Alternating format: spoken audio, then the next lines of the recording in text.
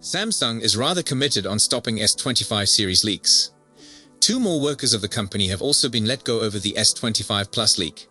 Well, case and skin artists still present an almost official view of the Samsung Galaxy S25 and S25 Ultra.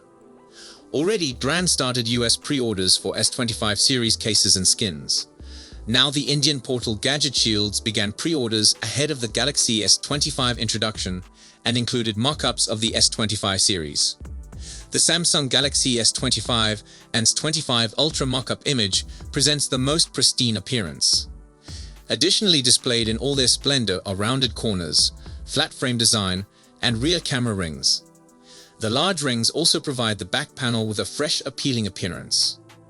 The Galaxy S25 series keep the camera sensor layout from their predecessors. The manufacturer has changed the outside circles to provide thicker rings, a fresh new look for the camera section. The platform has produced web images for the S25 series devices. Similar to brand, there is a large choice of skins available. You can also customize a skin that would match your personality depending on the options offered. The brand is also teasing the forthcoming Galaxy flagship phones with skins. The brand is extremely popular for its amazing assortment of accessories. However, the prototype photographs didn't disclose such an appealing design as the recent one. While the camera configuration isn't likely to alter much, Samsung's Galaxy S25 Ultra is touted to light up purchasers' pupils with an enhanced display. Samsung has apparently chosen to mount the sliders in 3 distinct spots. First of all, Android Authority said that it had looked through some leaked files and determined that the smartphone would have a maximum brightness of 3000 candela per square meters instead of the 2600 candela per square meters of the Galaxy S24 Ultra. A fantastic opportunity to watch material without discomfort when a lot of light strikes the screen directly, in the sun or under harsh lighting, for example. The media also says that it has determined that the Galaxy S25 Ultra would benefit from an improved update mechanism, a 5000 mAh battery or UFS 4.0 storage. Bad news, the location function when the smartphone is off would not be supported. Having contributed in this latest information leak, Assemble Debug provided on X details about the camera component of the Galaxy S25 Ultra, with a configuration quite similar to the present model. Back to the screen of Samsung's upcoming premium smartphone.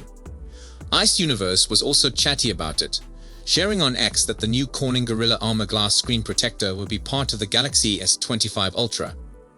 As a bonus, we learned that it might benefit from greater anti-reflective properties.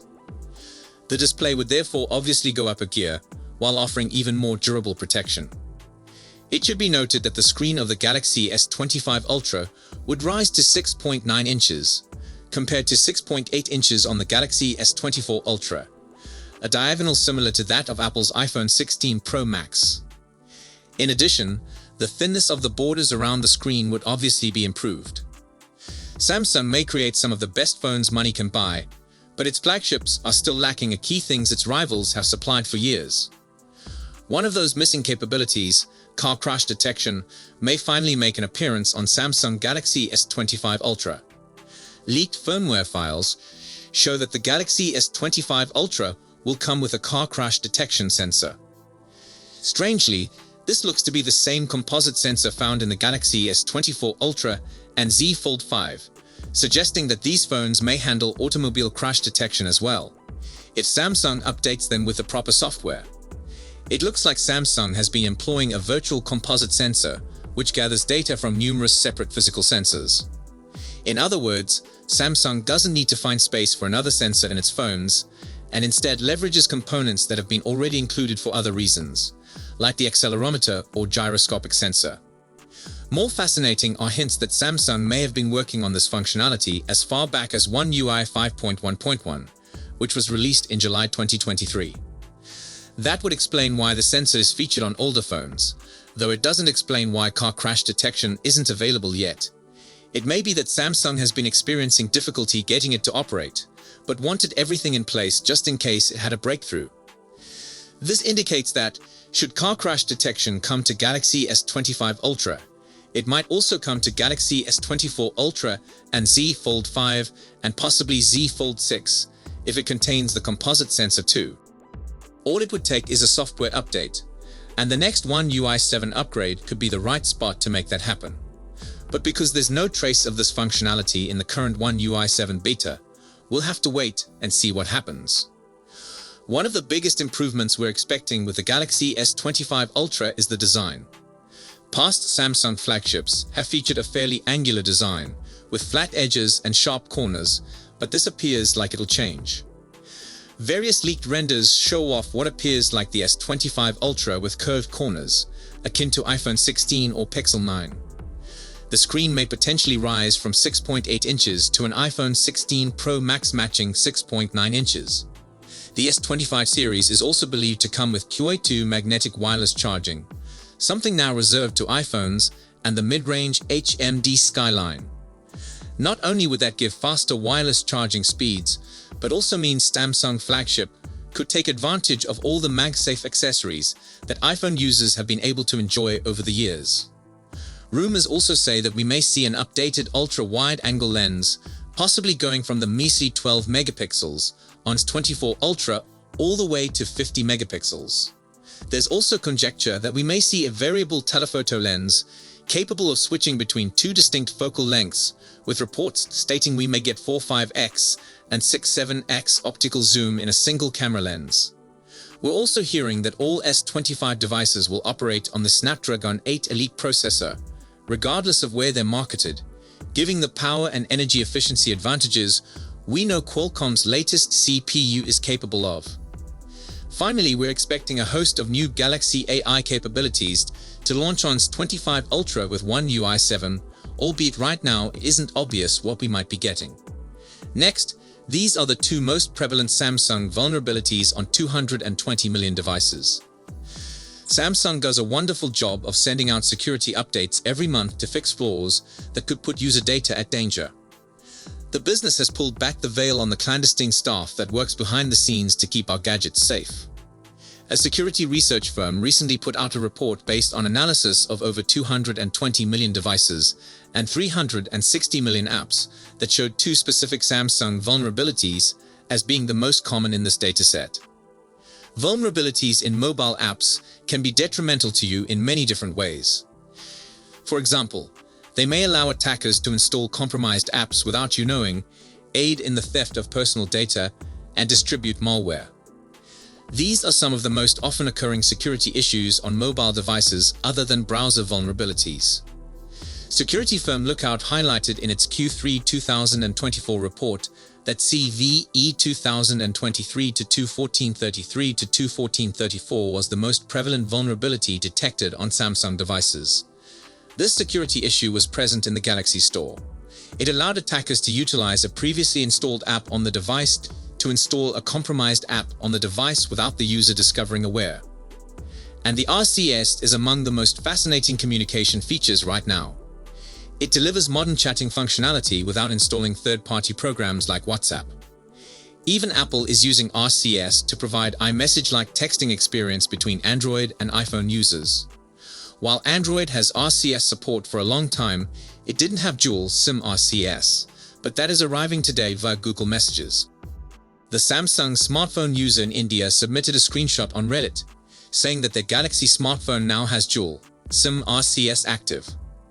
As you can see in the screenshot, the phone seems to have RCS activated concurrently on both SIM cards, which are BSNL and Jio networks.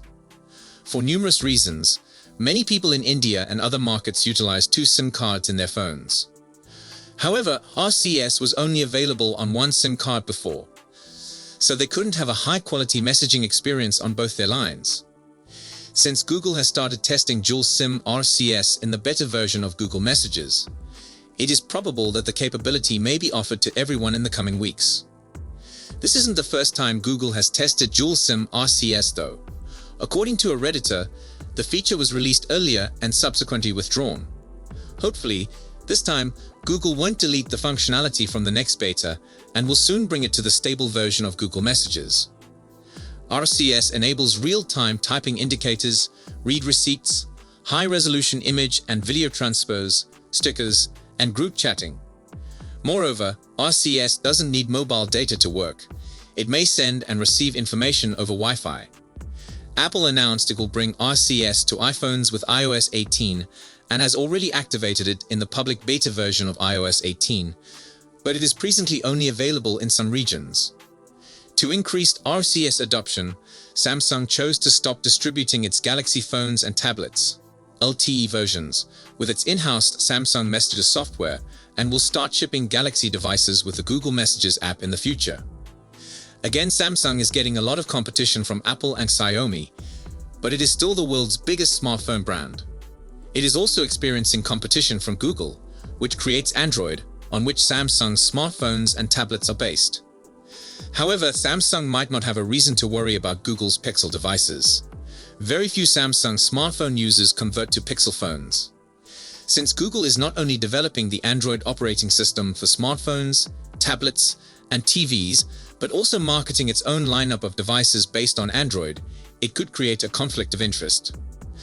So Google has to be careful about what it does to not make its OEM partners like Samsung upset. Just after Rick was made the head of platforms and devices at Google, he met Samsung NX chief TM Rowe and declared, "Our partnership has never been stronger. I'm pleased about our collaboration on AI and the tremendous potential ahead for both companies."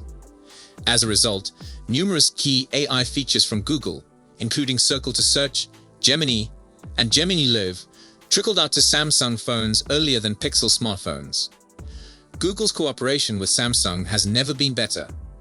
Both corporations are now collaborating closely than ever to provide new sorts of devices, features, and services to the Android ecosystem. Both organizations co-developed Wear OS 3 by integrating the greatest aspects of their own smartwatch operating systems. Google also combined Nearby Share into Samsung's Quick Share. Both organizations also revealed cooperation between Google Home and SmartThings. We'll just have to wait till Galaxy Unpacked to find out more, and speculation is that the event will be happening on January 22. Until then, make sure to check out our channel for all the latest news and updates. So if you enjoyed this video, please don't forget to give it a thumbs up and subscribe to our channel for more exciting tech news and updates. Thanks for watching, and we'll see you in the next one.